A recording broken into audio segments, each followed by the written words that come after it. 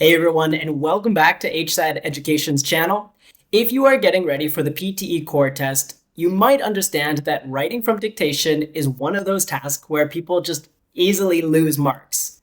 So today I want to share with you a 3-step strategy that'll help you to enter the exam with a strong plan, a strategy that'll help you to get full marks for this section.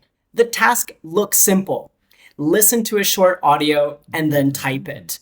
But we need to get every single word, and spelling is worth a lot of marks here. So in order to do that, stick around to the end of the video because I want to share with you a foolproof technique, and then I'll also look at some other areas that will help to boost your score for this section. Now, write from dictation is in the listening section, but it's analyzing your ability to memorize, to listen accurately, to spell, and to use proper grammar, all within a very short time period. The audio will play only one time, and it's about 15 words. So that's only 10 seconds or less. Then from memory, you have to write down the sentence exactly how you hear it. The biggest problem is students just freeze up. They hear the first few words and then they get caught up trying to capture those words without getting the rest of the sentence. But there's a way we could completely avoid that and we could get full marks. Just a side note, if you're new to this channel, we upload content every week that's about the PTE core exam. Our main goal is to help students get prepared and feel confident as they enter the exam so they can get a high CLB and make their way into Canadian immigration or education.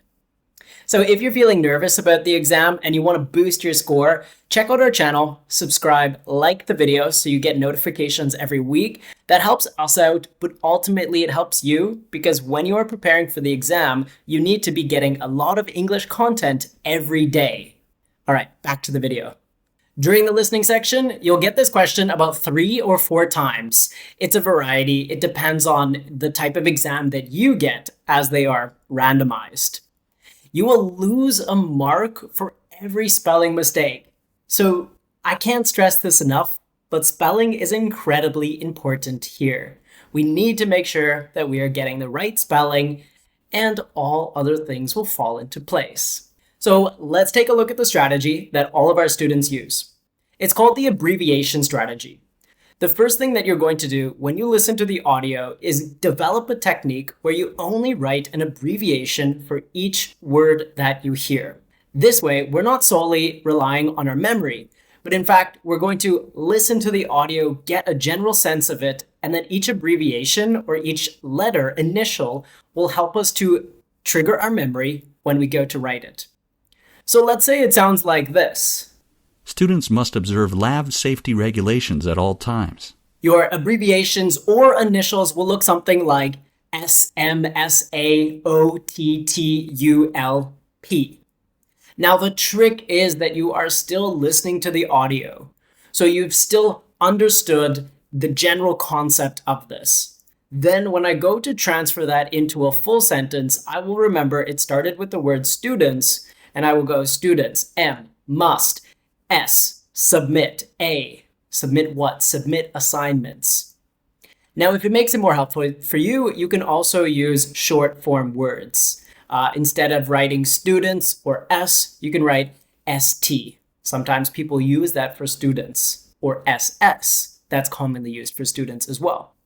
Develop a technique that works well for you, but your goal is to use short form writing, abbreviations, or initials. Step number 2 is that you will write that sentence down in the notebook provided to you by Pearson, by the PTE core exam. The reason that we're going to write it down first on the notebook is so that it's very quick, it's in your memory, it's in that short-term memory, not long-term memory.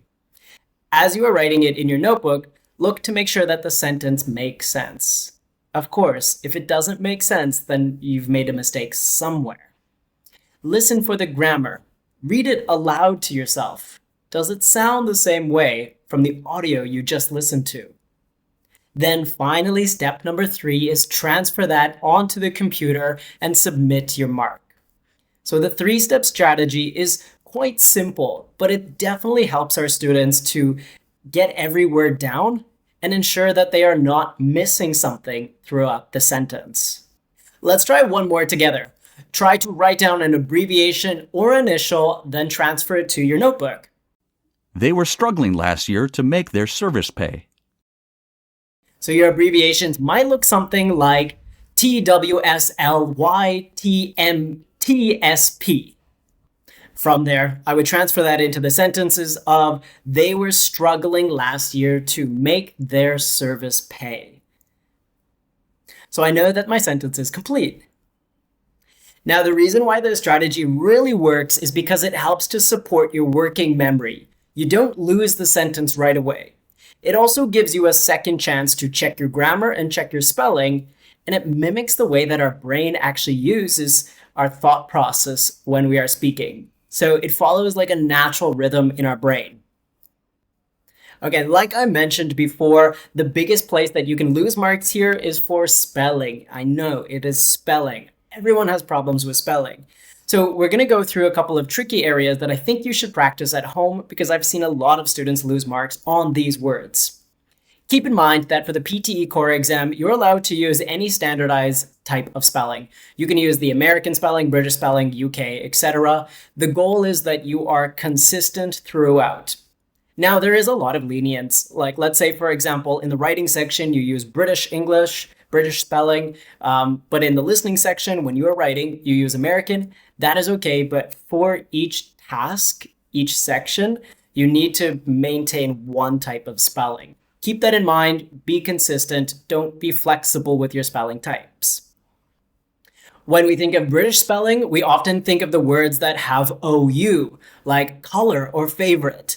American, however, they just use O, color, and favorite. Other tricky words tend to be words like receipt, conveniences, committee, environment, occasionally, even entrepreneur. Go through a list of tricky words and make sure that you're familiar with practicing them without making a mistake. Don't use the computer because it will always give you that squiggly line. Write them down on a paper and then check afterwards. If you are nervous about going into the listening section for the PTE core exam, do go ahead and check out our channel because we have loads of videos to help you practice online and tip videos that help you to feel more comfortable as you enter the exam.